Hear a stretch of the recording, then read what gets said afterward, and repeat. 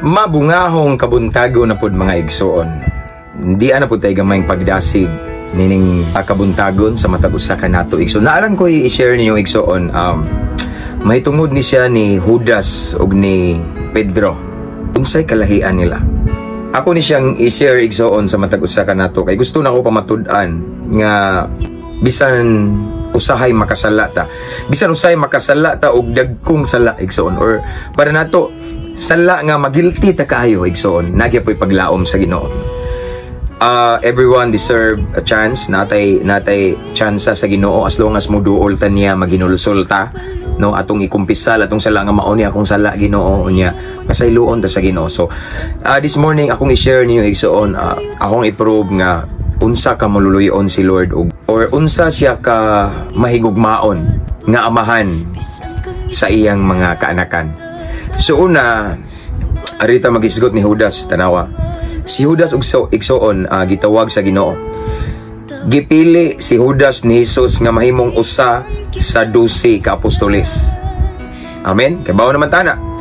So si Judas tinawag, pinili. Okay? Ya kay bawo na betas inling igsoon nga unsay nahitabo ni Judas.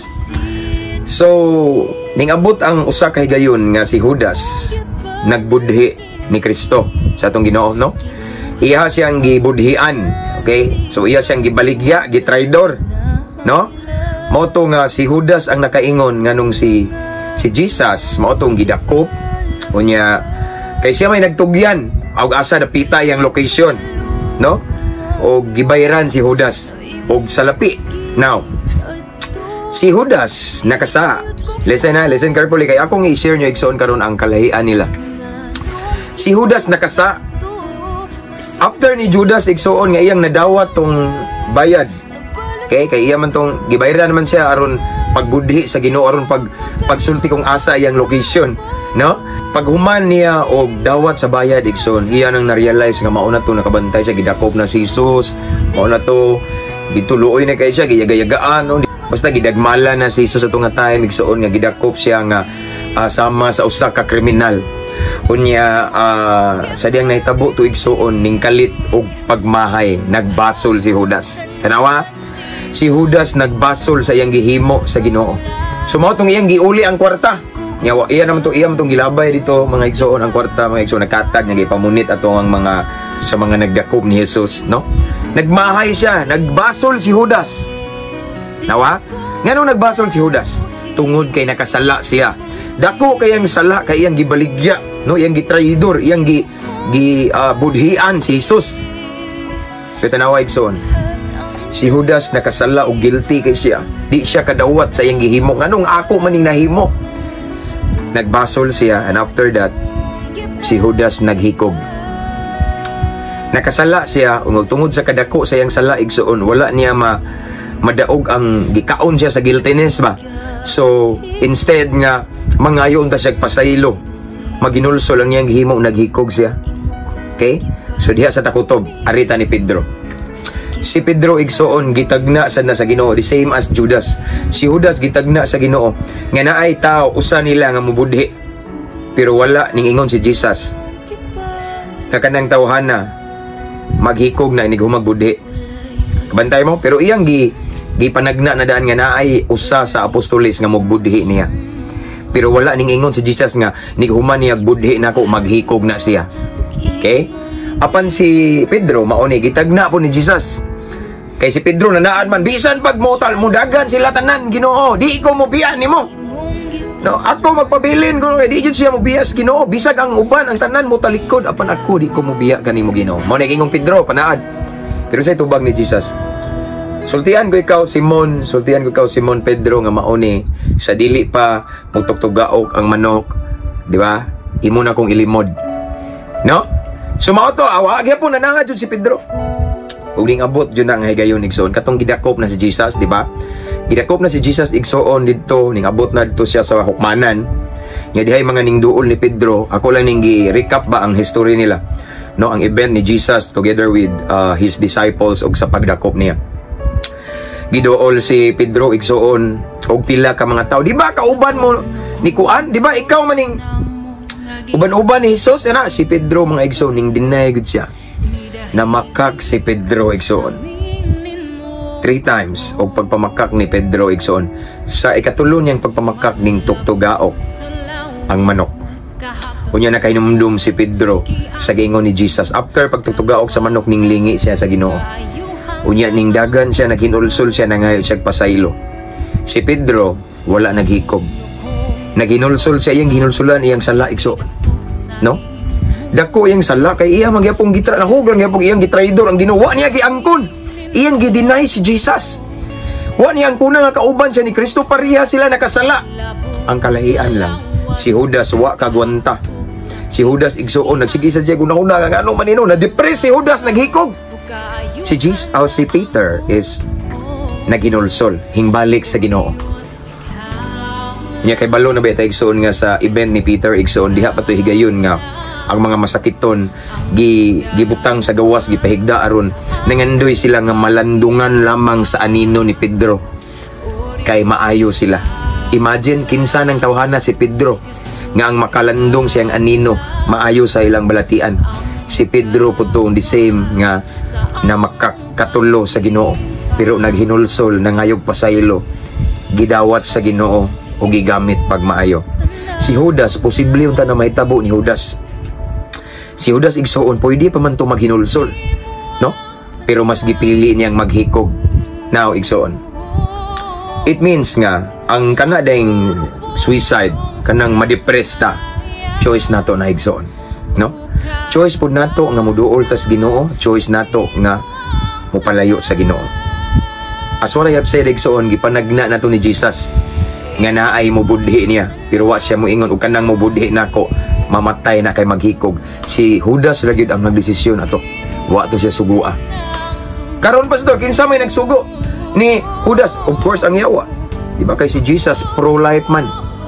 Akong balikon John 10:10, ing ari ang kawatan aron pagpangawat, pagpatay, paglaglag kinsa ng kawatan, ang yawa. Now, ang espiritu nga nagpaluyo atong Judas, ang yawa kay naghikog siya.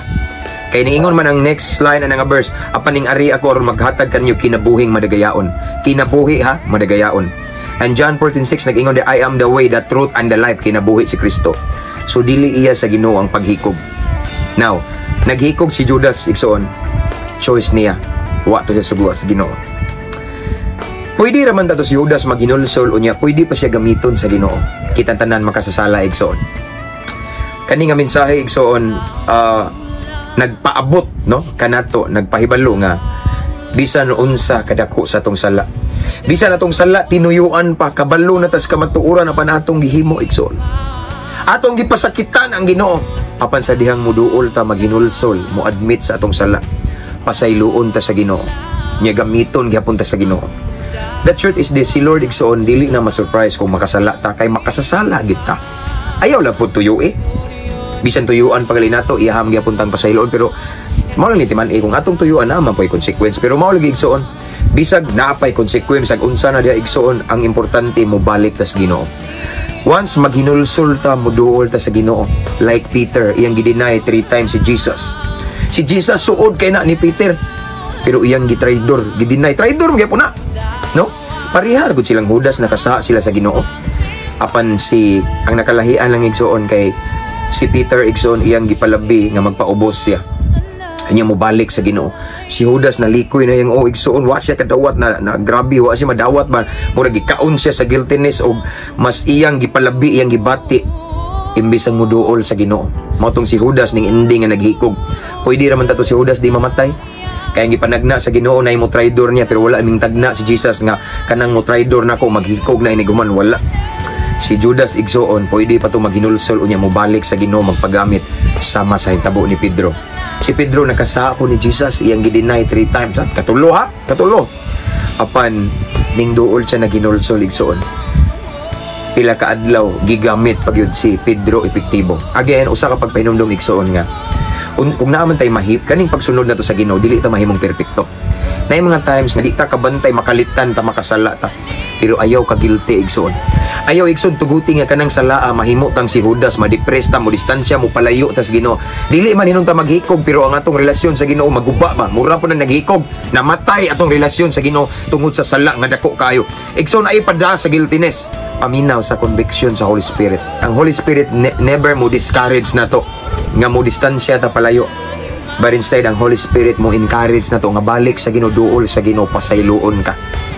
Like what happened to Peter. Siya din nagpaubos siya siyang kagalingon, ning angkon siya siyang sala, ning balik sa Ginoo, gigamit pagid siya nga epektibo igsoon sa Ginoo. Again, kitang tanan, pwede ta makasala, dili ta perpekto. But the good thing is, when we come to God, muduol ta sa Ginoo, mga ipasaylo, andam siya mo pasaylo ka na to. Igsoon ayaw padala ng dagkong sala, no? Dagko kay imong sakay nakabuntis ka, imong sakay nakahimo kag nakomit kag premarital sex, imong sakay dagko kay makaulaw kay akong sala pastor daganing duol na ko ana. Pastor unsaon man ako ni pwede pa ko mo worship leader, pwede pa ko mo pag-amit sa Ginoo, dagko kay akong sala karumal-dumal, pwede pa samtang nay gininhawa nay paglaom sa Ginoo basta hinulsuli nga talikdi biyahe sama ni Pedro iyang gitraidor si Kristo igsoon 3 times iyang gibakakan. Wa ni ang kuna iyang gideny si Jesus igsoon, but later nagampo siya na hinulsol, gigamit pagid siya nga epektibo. Amen. So dili na bag-o sa Ginoo kung makasala ka. Mao na igsoon nga ayaw ka discourage kung makasala kag dagko, balik sa Ginoo. Samtang nay kinabuhi, nay gininhawa. Ay panundog ni Judas paghuman nakasa guilty kay wa siya kadawat nga iyang nakasa siya, nagtuo siya perpekto na siya, no? Wa siya kadawat sa iyang gihimo nga iyang gitraidor, iyang gibaligya si Jesus, iyang gibudihian. Mao to naghikog siya. Pwede raman tato siya di maghikog, maghinulsol, pero mas choice niya. In other words, kaning depression that will lead us into suicidal thoughts, it's our choice. Choice nato nga ma-depress. Choice nato nga mopalayo sa Ginoo. Choice po nato nga mobalik sa Ginoo, mopaduol, maghinulsol, o panalanginan, o gamiton pagid sa Ginoo, mga igsoon. Usa ka gamayng pagpahinumdom, nining mabungahong kabuntagon. Keep safe everyone. Ampo, amping, abanti ta kanunay. To God be all the glory.